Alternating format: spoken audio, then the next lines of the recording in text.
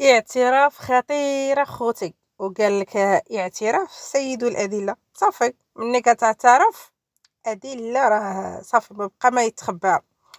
اعتراف من فمهم اخوتي. ايوا ولا بقى طحتي في الفخ وطحتي في اكبر شمس العاشيه واكبر صدمه.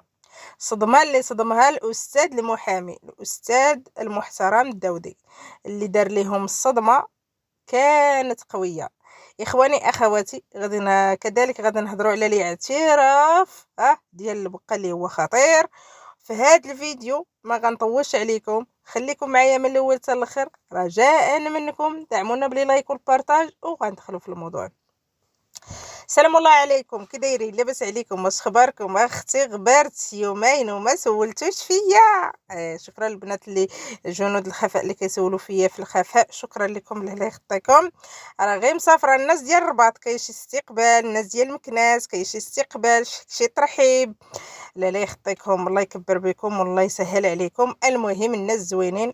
قبرت لان كنت مسافره وراكم عارفين الطريق وكتشوفي العائله وهنا وهنا وهنا، صعيب باش توفقي ما بين الجوج. انا بالنسبه لي بعد باش نعطي الوقت للعائله والوليدات وهذا والسفر والطريق صعيب باش انني ندخل اليوتيوب ونتصنت ونشوف ونقلب ونسمع ندير فيديو، صعيب. المهم شكرا لكم وغادي ندخلوا في الموضوع ديالنا. ايوا يا البقيق يا مولات العلاقه الزوجيه الناجحه، غادي نبدا بك انت، هي الاولى والاعتراف ديالك.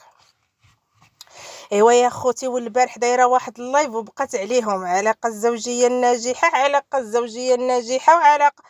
المهم كلات ليهم المخ وبداك تفلسف وهي كتشد البقات وكتطرطق فيهم، تصرفق هادي وتصرفق هادي تصرفق هادي، عرفتي خلاتهم كيركلهم.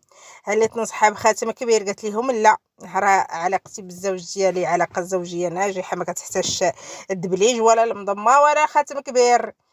ايوا يا خوتي ما خلات ما دارت البق ديالها. ايوا والبارح يا الله يا اختي فات عليك غير 24 ساعه، 24 ساعة شفنا معنى الحقيقي ديال العلاقة الزوجية الناجحة.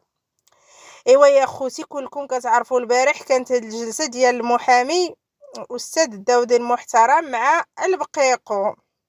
راه السريعة، شوفي والله العظيم أنا كنقول لك البقة والسريعة لأنك تقوليها على راسك حتى انت، صراحة الله. ولكن فعلا راكي مندوبه. ويلي يا صاحبتي، ورا واخا تكوني ما عرفت شنو، ولكن انا عارفه التخطيط ديالك وعارفه خدمتك وعارفه الكواليس ديالك، لاش كديري هادشي كامل.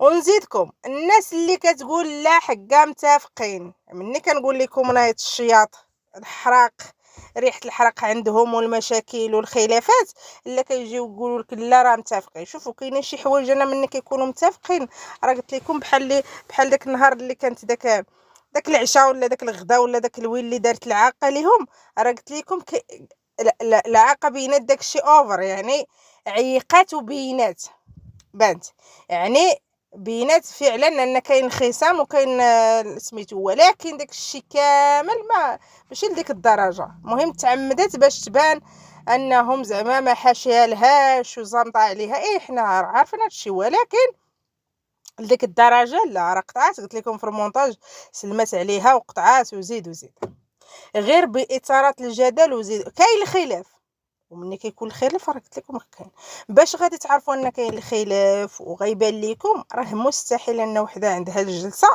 وما يمشيوش معاها. غادي تقولوا لي هي ما خلاتهمش.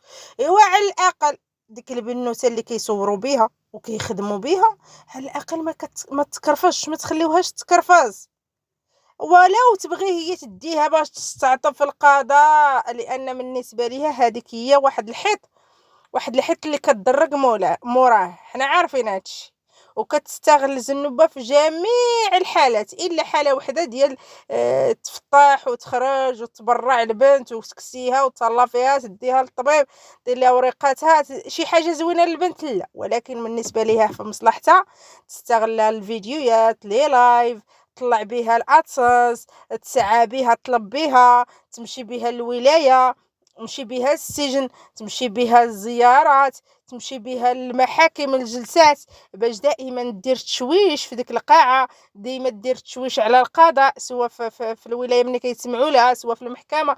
المهم اخوتي كدير داك التشويش باش هي تجمع أفكارها، تفكر في شي كدبة، تتنفّس، لأن راه الناس اللي كانوا كيحضروا تما راه قال لك داك الشي اللي الغوات ديال البنت وكيفاش كتهضر، راه داك الشي خطير، راه ديال القريص وديال قرصيها باش تبكي، والله العظيم راه داك الشي في شي شكل. قال لك البنت كتبكي بواحد الطريقة وما باغاش تسكت، مني دخلت حتى خرجت البنت ما بغاتش تسكت، لدرجة أن خوتي وحدة ومنبوذة والله العظيم ما عندك كمارة وما عندك علاش تحشمي، راه ما مستمراش في هاد اليوتيوب إلا في حاجة وحدة، أن ما عندكش علاش تحشمي، مقزدرة.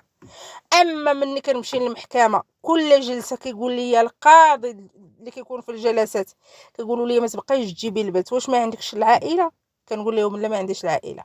الراجل في الحبس خرج، الراجل كيحطوك في واحد الموقف خايب، واش ما عندكش لما تحطيه على داك القضاء. النهار اللي كتجي الجلسه وكتجي معاه شنيتيكا والبنات وباهم، وكتكون شي مواجهه ولا كتكون شي جلسه اللي كيكونوا حاضرين فيه، عارفينك عندك عائله، ولكن مني كيكون شي حاجه اللي كتخصك غير بوحدك كتمشي وتدي البنت، كيقولوا لك واش ما عندكش لما تخليها، وكيضحكوا عليك، عارفين كتكذبي، هما راه عارفين كتكذبي، عارفين كتبغي تستحمري عباد الله، عارفين باغا تغطاي، باغا تدرقي موراها، هادشي عارفينه. ولكن انت ك ابشر بنادم اليوم قال لك ما تبقايش تجيبيها، وعاود نجبتها، كيقول لي ما تبقايش تجيبيها مرة أخرى، ثاني مرة وثالث وألف وعاش، أنا ما عندكش علاش تحشمي، قسما بالله إلا وجهك مقزدر من الآخر، ووجهك مسنطح. كي كديري يا اختي تخرجي اليوتيوب وتخرجي قدام الناس، راه قلت لك انت واحد الانسانه في شي شكل ماشي نورمال. والله انا بنادم قال لي ما تعاوديش تجيبي البنت ما نعاودش نديها، لا واحد ما باها عنده شي شغل، اش من شغل غيكون عندك الاب داك النهار، اش من شغل عند بكريشه، ها هو الحي. علاه عمرنا شفنا بكريشه عنده بعدا شي شغل؟ فين عمرنا شفنا بكريشه عنده شي شغل؟ يدير غير فيديو، يجلس في الدار ويشد البنت ويدير الفيديو ويطلع مع زنوبه فيديو في الدار، يقول حقال بقى مشات للمحكمه، مشات للجلسه، مشات كذا ومشات كذا، راني وصلت، انا رجعت، انا قابلت زنوبه عطيتها تاكل، غسلت لها، درت لها، فعلت لها، ويدوز ويطلع فيديو، والبنت تبقى في الدار، وتبقى في الدار معززه مكرمه، واخا يطلع عليها فيديو. غير تخرجي انت من داك الموقف اللي كل مره كيقولوا لك علاش جبتيها علاش جبتيها، ويخرجوك لبرا علاش وكتمرمدي، والبنت كتمرمد والبنت كتكرفص وفي الصهودات وفي الطرقان، والله العظيم الا وجهك مقزدر. ما عليناش. هذاك الخواتات والحبوبات والاب اللي غيتهلا في بنته، واخيرا خرجتي تهز علينا مسؤوليه، واخيرا وعلاقه زوجيه ناجحه و اللي كتقراي على قطيع ديالك الزبور. ايوا البارح اش غنقول لكم، انا بقى خوتي كيفركل الفركه الفريك كما حكا علاش بكريشه ما مشاش معاها الجلسه، علاش ما شد ليهاش البنت، علاش ايوا قولوها لراسكم. النهار اللي كنقول لكم بكريشه راه كيهمو غير الادسنس، سواء في البقاء، سواء في سعاد، سواء في البنات، سواء في ولادو، راه ما كناش كنكذبوا، انا ما كنكذبوش، وما كنتبلاوش على هاد السيد هذا. هذه الحقيقه هي هذه. على كاين شي راجل اللي غتمشي مرتو للمحكمه وعندها الجلسه وما يخافش عليها؟ على اش من خدمه؟ الناس راه كيكونوا يعني في خدامي كيكونوا خدامين، وكيلغيو داك النهار باش يشدوا عطله ولا كونجي غير باش يوقفوا مع عيالاتهم، خصوصا وحده اللي عندها عامره سورسيات وعامره مشاكل وتعذبت سنتين، والراجل ما كاينش، وتوكل وتشرب وكتسعى له وتطلب له ودير له وتفعل له، وما قدرش يوقف معاه. تقولوا لي الجلسه اللي كانت فاتت راه كان معاها نحضر معاها اليوم وغدا، لان ما عنديش شي خدمه اخرى من غير اليوتيوب، واليوتيوب ملي غنمشي انا ندوزو جلسه نجيو نخدمو في اليوتيوب عادي. ولكن لا، انا باش تعرفوا ان السيده ماشي غنقول منبوذه، انما زامطين عليها، شتي ديك التبوريض اللي كنتي كتبوردي عليهم في الاول، تبارتي عام الاول وعام الثاني، ايوا جات وقت الحساب، جا فين يحاسبك على الصغيره والكبيره. والمشكل دابا على الدوبل، تخدمي في اليوتيوب تسعايلي وتعطي، وتخدمي في الدار كتراسه. والله الا كارثه، ولا اني وجهك مقصدر، ما تحشمي ما ترمشي. دل مدلدل اللي خلات البق البارح وكياكل في جنابه. كيفاش انت كتهضري على واحد العلاقه الزوجيه كتقولي ناجحه 100%، وما نحتاج لا خاتم كبير لا مضمه، لا كيبغيني كيدير لي كيفعل لي كيحترمني كيقدرني وكلني وشربني، واخا هادشي ما منوش. ايوا يا اختي انت غادا للمحكمه وفي الصهوده تحطك في الباب، حطك في الباب وخليك. ما فكرش في ديك البنت، خصها قرعه الماء، خصها تبدل لي كوش، خصها تاكل. انت كذلك مرتي خليتها من تما من الصباح يعلم الله شنو وقع، ما تشوش عليك. اش من خدمه غادي يكون عند بكريش هذاك النهار؟ اش كيصنع لينا النواوي، كيصنع لينا الصوارخ، كيحارب. اشنو كيدير داك النهار بالضبط؟ كيدير والو. مشى يتقهوى، ولا مشى عند بنته، ولا مشى يتغدى يضرب شي غدا على قلبه، ولا راجع لداك الكراج اللي انت شاريه ليه داك الباركينغ يجي ينعس فيه تبرد فيه. الله، حتى تجي الراسه من المحكمه وهي معذبه مع بنتها، ايوا وتجي تدخل الكوزينه طيب لينا ما ناكلو، ونزيدها بالغوات عاد عليها ونتحكم فيها. وديري وديري وديري وديري وديري. شتي علاقه الزوجيه كيفاش ناجحه عندك البقاء، وراه حيت انت تراسه حمار الطاحونه من الاخر. المهم الناس زوينين. غادي ندوز كذلك على الكادو اللي جالها، واخيرا البقى كتعترف اخوتي، اعتراف اللي كنقول لكم كل حاجه كتجي في وقتها. عافاكم البنات، ما تنساوناش اللايكات. الله يجزيكم بالخير الا جات على خاطركم. دعموا الفيديو باللايكات. دائما كنا كنقولوا ان دوده ولا هذوك المواجع وراهم، داكشي اللي جاورهم المدعمين المقربين، راه راكم فهمتوا. دائما كنقول لكم راه ما كاينش شي واحد اللي كيدير شي حاجه في سبيل الله، خلي اللي كيعطي في سبيل الله. غير كنهضر على هادو. قلت لكم ما يمكنش وحده تخلي خدمتها ووقتها وتضيع مازوط طونوبيل طلع هبط في الشموشات في اي وقت، تخلص تميزي غير هكاك في الله في الله. واختك اللي والده لك امك، ما نكرش وحده امك امها راه سامحين فيها فراسكم. والبقره امها مريضه، امها واصله لواحد الحاله اللي خلات البقره اش غنقول لكم في حاله ما قدرتش تمشي تشوف امها، وما قدرتش امها ما بغاتش تشوفها. تخيلوا معايا، قدروش ما يقدروش، لان العائله حتى واحد ما باغيها، حتى واحد ولكن هاد الناس ملي كنشوفوهم كيمشيو عندها سرواجيه فراجي سرواجي والفلوس والكادوات والكليات مكلفين، هاي محزمين ومرزمين. كنقول لكم ماشي لله، كل واحد والهدف ديالو، وكل واحد كياخذ النصيب ديالو، والايام باينه. وفعلا غير البارح فاش جا داك الكادو اللي قالت لك الروبو، يا يما الحبيبه يا يما الحبيبه على الروبو. دابا هذاك نتسنى هذاك الروبو يشطب لي يجفف ويسيق داك الكوري خص اللي نكشو عامر غبابر. وفاش كتقتلني كترش الماء والزغاريت. الماء يا خوتي بحال كترشو في الطروطوار كيدي غير الغبره وتكرط صافي، لا رغوه لا صابون لا جافي لا كذا لا حتى حاجه. لا حول ولا قوه الا بالله. وتجي تقول لك شوفوا الارض كتقشقش، راه دماغك اللي كيخرخش، دماغك هو اللي كيخرخش، ماشي الدار اللي كتقشق بالنقاء. راه دماغك اختي اللي كيخشخش، لان صافي فيو طار لك. قال لهم داك الروبو يا خوتي اللي صيفطوا لها وفرحانه به، وماشي حيت فرحانه حتى لديك الدرجه، لا لا لا، كتبين ديك الفرحه الهستيريه. زعما راه زعما هادشي اللي كديروا معايا كيفرحني بزاف وكيسعدني. يعني هادوك اللي ما داروا ليا والو، مازال ما شراو ليا والو، ومازال كيفكروا باش يشريو ليا شي حاجه باش يديروا ليا شي كادو، ها انتم راه غير ابسط حاجه راه كتفرحني. اذا نتوما ديروا شي حاجه عاوتاني ما احسن ما كثر ما كثر. ما يمكنش يجي لها كادو وتبين لكم راه ما عجبهاش ولا ما راضياش بيه ولا ما بغاتوش. لا لا لا، واخا يجيها غير عكير وتفرح به وطير به ودير لكم ديك الفرحه الهستيريه، وفي نفس الوقت تلف الموضوع ديال الجلسه وتلف ديك الشوهه اللي دار ليها بكريشه انه ما حضرش، ما مشات لا الجده ولا البنات ولا البنات اللي كانوا في لابيسين كيتبرعوا طبيعه الحال نهار قبل، والنهار اللي كانت الجلسه صبحوا ناعسين راقدين، ما مسوقينش ليها لا البنت لا هي، ولا تمشي للحبس ولا تحكم ولا تطلع ولا تهبط، لا يهمنا. ولكن انت كتعطي الاهميه لداك الشيء، زعما راه انا انسانه بنت الناس وانا واعيه وانا الزوجه الصالحه وانا حيت ما عندك فين تمشي. وكنقولها لكم وكنأكدها لكم، البقاء كون عندها فين تمشي والله لا ضربات معاهم ضربه.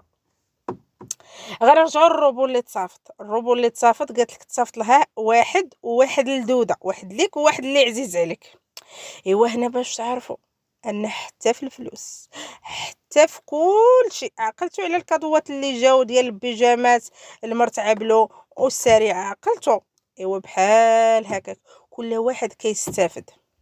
نهار اللي كيمشي عبلو عند السريعه، نهار اللي كتمشي صبوحه عند السريعه، شتا صبوحه ما بقاتش كتمشي عند السريعه، صافي جابوا كريجه. لاحظتوا هذا الشيء؟ شفتوا على عينيكم؟ قلنا لكم راه ديك اللمه وحنا الاخوت وحنا الاصدقاء وحنا وصبوحه مع زينب وكذا وكذا. قلت لكم غير بلاتي اخراج بطحيشه ما تعاودوش تشوفوا شي كمامر كيبانوا معاهم نيشان، وفعلا كان ذلك.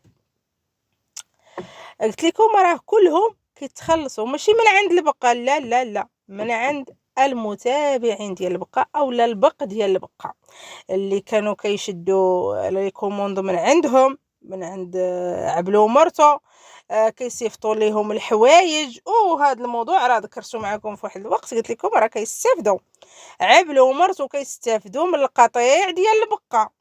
داكشي علاش ما بغاوش يخرجوا معاها اللعيب وما بغاوش يحيدوا لها البنت وكيتسخروا لها وكيبقاو مدلولين ديالها.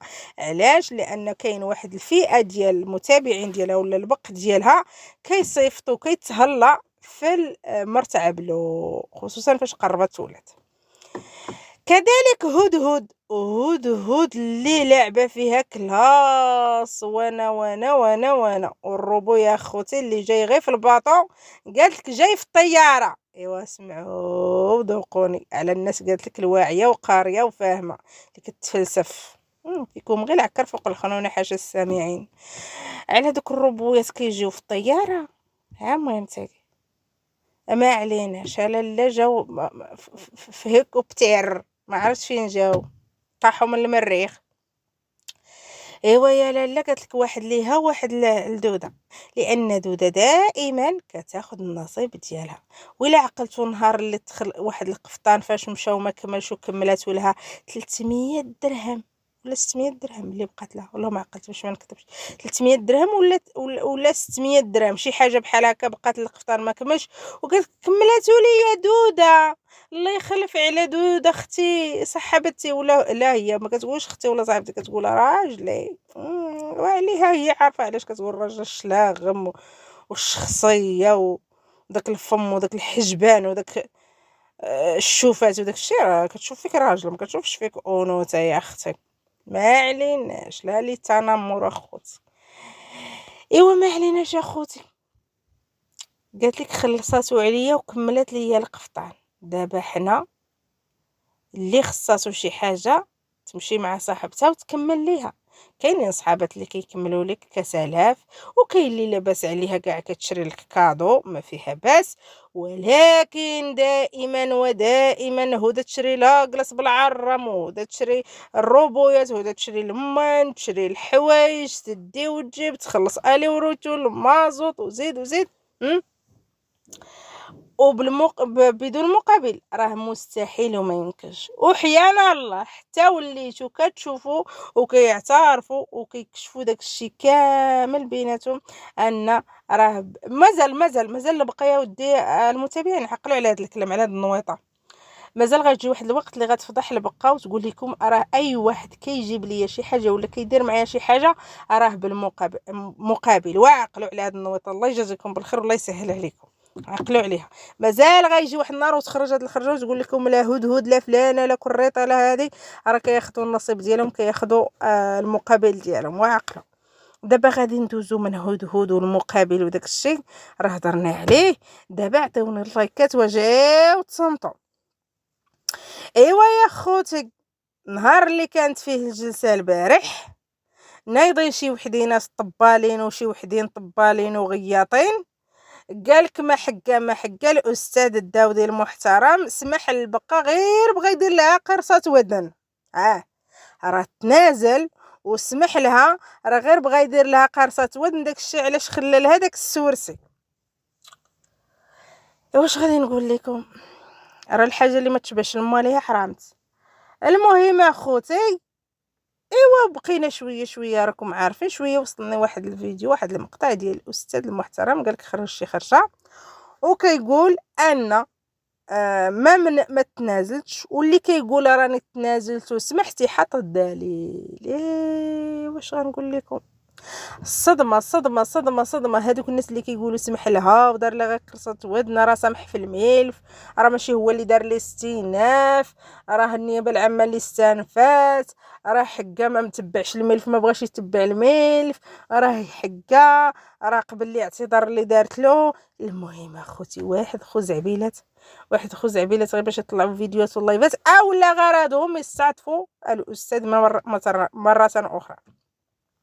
ولكن الصدمه جاتهم من بعد ما خرج الاستاذ كيقول لهم انا فعلا هو اللي دار الاستئناف، هو اللي استأنف. طبيعه الحال كاستاذ محترم ومعروف وكاركتير ديالو وخدمته، وهذا ما يمكنش يسمح له حدا بقى طالعه له باش تعتذر، دايره به محتوى بعدا خدمات به وطالعه باش تعتذر ليه بموسيقى جنسيه، ماشي موسيقى حميميه، راكم عارف، ماشي رومانسيه، حميميه الله يخليكم. وكتستهزأ منه وكتقول له انت اللي فرضتي عليا نعتذر لك، انا غنعتذر لك. يعني كان الرفض ديال الاعتذار انا ذاك غير مقبول، وما قبلش الاعتذار ديالها.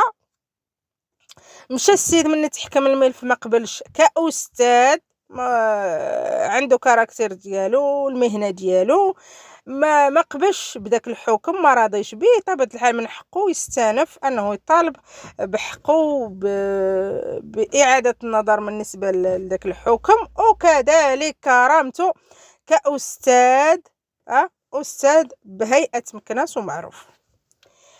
السيد باغي يطالب حقه من حقه، السيد ما بغاش يقبل لي اعتذار من حقه، ما قبلش على داك الحكم اللي تحكم من حقه. القانون كيعطينا ويستانف. الناس اللي كيقولوا دار التنازل ما التنازل سمح، قال لهم اللي كيقول درت التنازل وسمحتي حط الدليل. من الاخر عرفتي، واحد التصرفيقه عطاها لهم، واحد الصدمه حطوها لهم البارح ما مناش. وبرافو عليه وتحياتنا ليه وشابو ليه، لان فعلا تجاوزت الحدود في هذه الناحيه هذه، لان جسم القضائي كامل ما خلاتوش في التقار. كرئيسة الجمعية كولاية ما عقلتوش. كانت كتقول لي واش قالوا لي واش هذيك سعاد راه باينه حمقى وهبيله، ما عقلتوش كانت كتقول. كذلك القضاء، واش القضاء كيحكموا الشيخات، ضربات في المحامين، ضربات في هيئات، راه هاد السيده يعني جسم القضائي كامل راه ما خلاتلوش. قولوا كتخرج تدافعي على راسك، ولكن ملي كنخرج ندافع على راسك بكل ادب واحترام. ولكن انت اللي تجاوزتي الحدود ورديتي الهيئه المنظمه او القضاء او الاستاذ المحامي او الجمعيه، رديتيهم كمحتوى لك في قناتك وكتخدمي بهم، وهنا راه كيعاقب عليه القانون، والقانون له كلمه ديالو الاولى والاخرى كترجع القضاء. ما كنبغيو الحبس لحد، ولكن اللي دار بالذنب اخوتي يستاهل العقوبه. من الاخر اللي دار الذنب يستاهل العقوبه. وهاد المره كنقول لك البقى راه راجلك خرج، هذاك الاستعطاف اللي كنتي كتاخذيه بزنوبه وما كاينش لما نخليها، وما عنديش العائله والحباب والصحاب وكذا، والراجل في الحبس. دابا الراجل كاين خرج من الحبس موجود معزز مكرم يقابل بنته يجيب لك الكفه. السورسيات اللي خديتيهم في دوك الملفات وتجاوزتي الحدود، راه كنقول لك هاد المره ضربي وقيسي. ضربي وقيسي. المهم اخواني اخواتي، بارك علينا في هذا الفيديو، حتى شي فيديو المقبل ان شاء الله. نتمنى تخليو لي الراي ديالكم في هذا الفيديو، وشكرا لكم على المتابعه، وما تنسوش واحد اللايك الا جات على خاطركم. حتى الفيديو المقبل ان شاء الله. السلام عليكم.